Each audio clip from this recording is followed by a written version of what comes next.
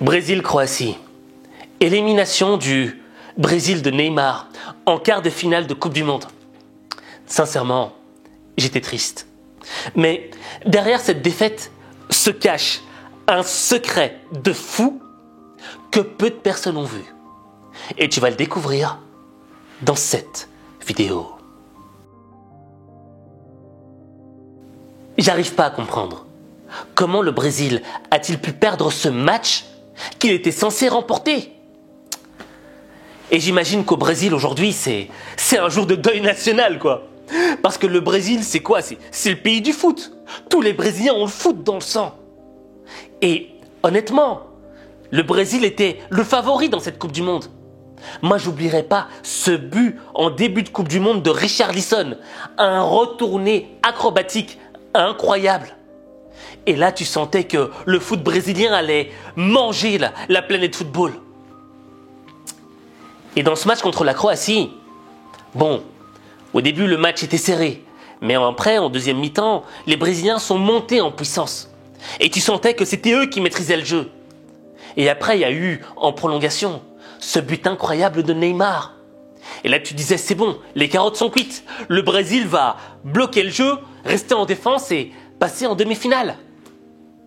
Mais, retournement de situation. À la 117e minute, 3 minutes avant la fin du match, les Croates marquent un but et égalisent. Déjà là, tu te dis, c'est chaud quoi. Mais ensuite, au tir au but, les Brésiliens se vautrent complètement. Et les Croates vont en demi-finale. Et là, tu te dis, mais attends, ce match-là, il était gagné. À 10 minutes près, ils allaient en demi-finale. Donc, quel élément peut expliquer cette défaite? Et là, je vais te révéler le secret, mais honnêtement, tu risques de me prendre pour un fou. Cette défaite du Brésil est probablement liée à un élément mystique. Tu vas me dire quoi? Mais t'es fou dans ta tête ou quoi? Ouais, et même moi je me dis, Aziz, ce que tu vas dire là c'est fou, c'est très borderline, mais osons dire les choses quoi. Je sais pas si tu te rappelles, il n'y a pas longtemps de cela, il y a eu une conférence de presse avec Vinicius. Et à un moment, il y a un chat qui débarque sur la table. Mais ce qui a choqué les gens, c'était la réaction du gars qui était avec Vinicius. O próximo jogo e a nossa responsabilidade cada vez vai aumentar mais. Ele subiu aqui. Tava demorando.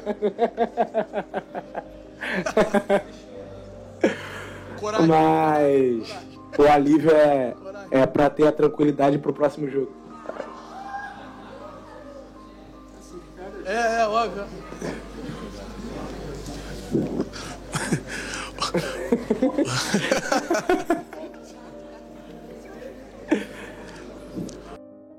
Lamentable.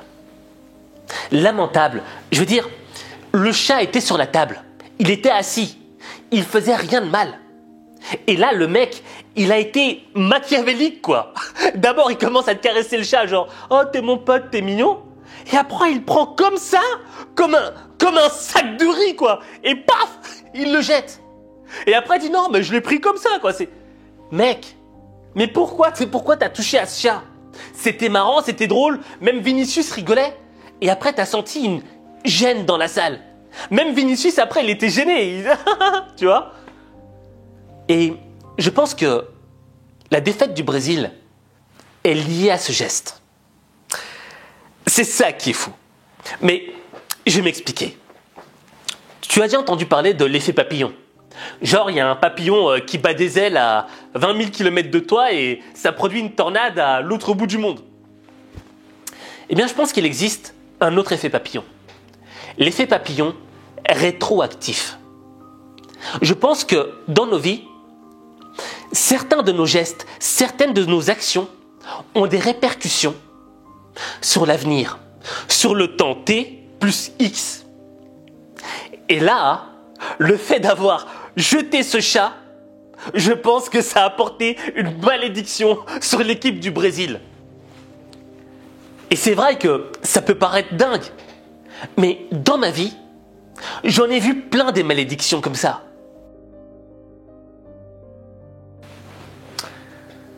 Un jour, j'étais à la campagne et je marchais avec un ancien.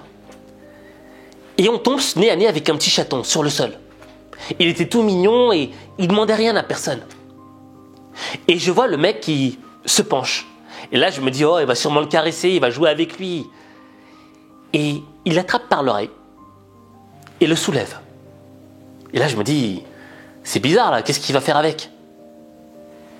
Il tend sa main en arrière et il jette le chaton hyper loin. J'étais choqué. J'avais envie de tuer le mec. Mais bon, j'étais un gosse et le gars était adulte. Mais je m'étais dit, quand même quoi, c'est dégueulasse de faire ça. Et ironie du sort, 2 ans plus tard, le mec, quand je l'ai revu, il boitait. Il était tombé à cheval et il s'était fait une grave blessure. Son cheval lui avait marché dessus. Et là, je me suis dit, ça, c'est un effet papillon rétroactif. Encore une malédiction de chat, quoi.